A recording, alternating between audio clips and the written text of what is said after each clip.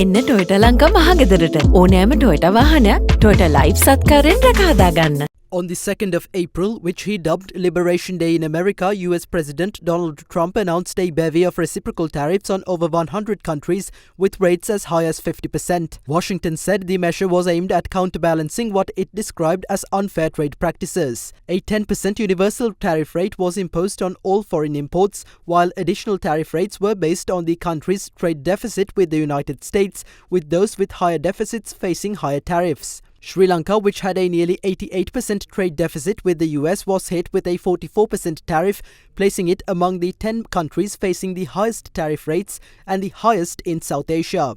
However, following diplomatic appeals, the Trump administration suspended the imposition of the tariffs for 90 days, during which only a baseline 10% tariff would apply. During this period, several countries initiated negotiations with the US in hopes of reducing their tariff rates. Although the 90-day grace period was originally set to expire yesterday, the US administration said it would be extended until the 1st of August. However, President Trump began issuing tariff notifications to countries outlining the revised tariff rates. In a letter addressed to President Anura Dissanayake last night, the US announced that Sri Lanka's revised tariff rate would be 30%. This is a reduction of 14 percentage points from the earlier 44%. However, in his letter, US President Trump highlights that the 30% figure is far less than what is needed to eliminate Sri Lanka's trade deficit with the US, and warns that if Sri Lanka raises its tariffs on US imports, the US would reciprocate it by adding that figure onto the 30% tariff rate currently in place. Trump added that if Sri Lanka wishes to open heretofore closed trading markets to the US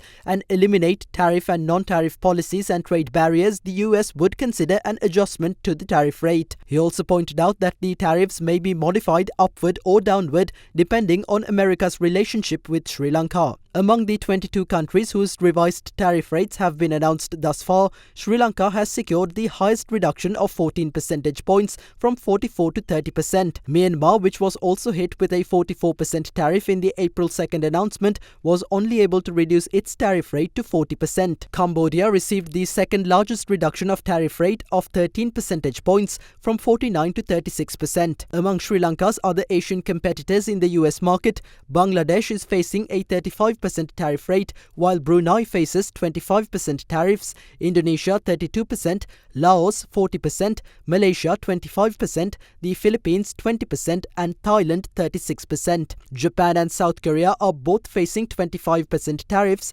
despite maintaining a trade surplus with the US. Notably, the Trump administration is yet to announce the revised tariff rates on China, India, the United Kingdom and the European Union. Meanwhile, the members of the BRICS group of nations are facing the threat of another 10% tariff in addition to their primary rate.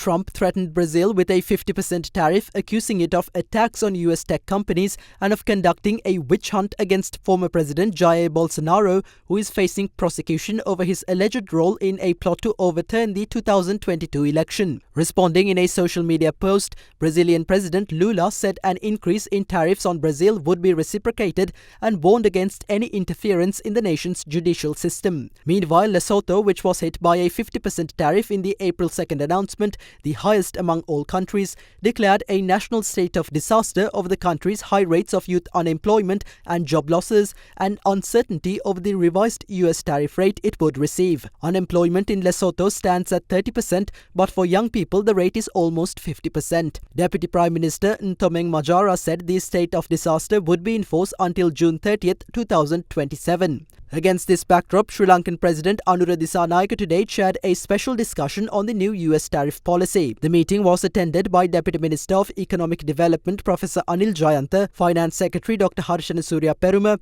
Central Bank Governor Dr. Nandalal Veerasinghe, Secretary to the Minister of Trade K.A. Vimalanthi Raja and Senior Economic Advisor to the President Duminda Hulangamua.